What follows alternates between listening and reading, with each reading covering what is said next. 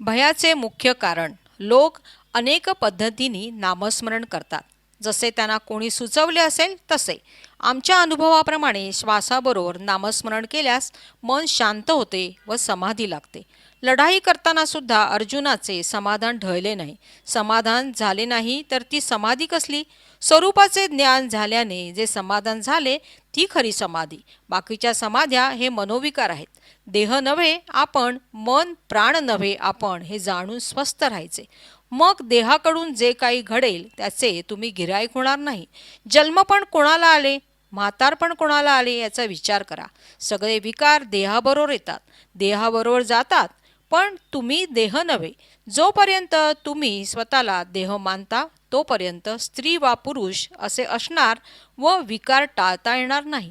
विकार हे देहस्मृतीवर अवलंबून असतात. आत्मबुद्धीमध्ये विकार नाहीत. परमार्थाला जातपात धर्म नाही. परमार्थी ओळखतो व वेगळा राहतो. मी तुम्हाला काही करा म्हणून सांगितले तर तुम्ही कराल, पण त्याने काही उपयोग होणार नाही. तुम्हाला क्लेश दुःख आहे ते जाणीवेचे आहे, जगाचे नाही. जे ज्ञान बोलले जाते ते जातीने अज्ञान आहे. जगातले कोणतेही कर्म करा नि कर्मणूक आहे.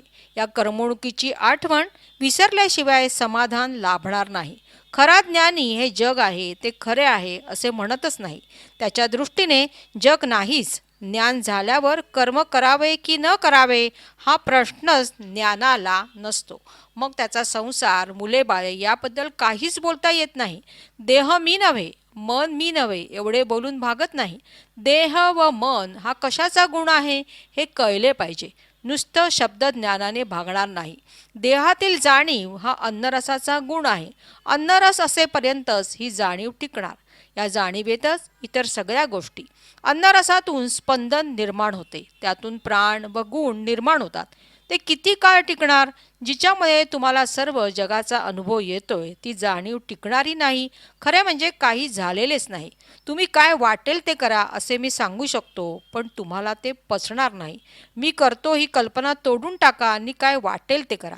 हिऱ्याने हिरा कापतात तसे जाणीवेने जाणीव कापायची असते. दुसरे हत्यार उपयोगाचे नाही. ज्याच्याने तुम्हाला भय जाणवते त्याला घट्ट पकडून ठेवा. जगाचे भय वाटते आणि जग जाणीवेमुळे जाणवते. म्हणजेच भयाचे मुख्य कारण जग वेगळे जाणीव वेगळी हा द्वैतभाव. जाणीवेला घट्ट पकडणे म्हणजे तिच्याशी एकरूप झाल्याने द्वैतभाव जातो. मग जो कोणाला कसले भय राहणार? हे ऐकून कदाचित तुम्ही माझे तोंड बघणार नाही, पण सांगण्याप्रमाणे वागून अनुभव आला तर कोटी मैलावरून तुम्ही धावून याल व लोटांगण घालाल. जन्मभर तुम्ही भटकाल, पण ज्याच्याने तुम्हाला तुम्ही असल्याचे कळते तेच तुम्हाला मुक्त करेल.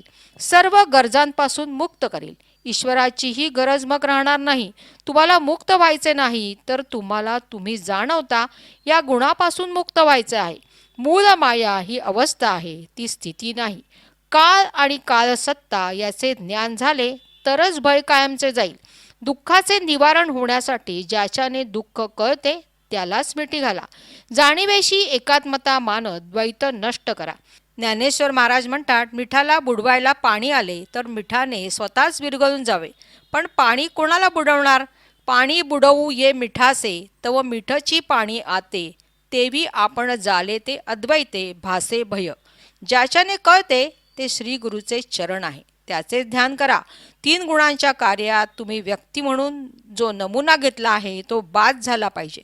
तुम्ही म्हणता आपण वावरतो, पण वावरणे आपोआप घडते आहे हे कळेल. तुम्ही काही करत नाही, तुम्हाला हे फक्त भासते आहे. जे ध्यानाने जमत नाही ते विवेकाने कळेल. जेणे निर्मिली काया तोची जाणे उपाया. वैद्य डॉक्टर काय करणार? कोणत्याही नामरूपाची श्रद्धा न घेता आत्मज्ञानाशी आपण असलेल्या ज्ञानाशी एकरूप व्हा. बघायला गेलो तर काही नाही, पण हे रंगरूप तुम्हाला दिसतायत. ज्याच्याने तुम्हाला कळते त्याचा तो गुण आहे हे लक्षात ठेवा.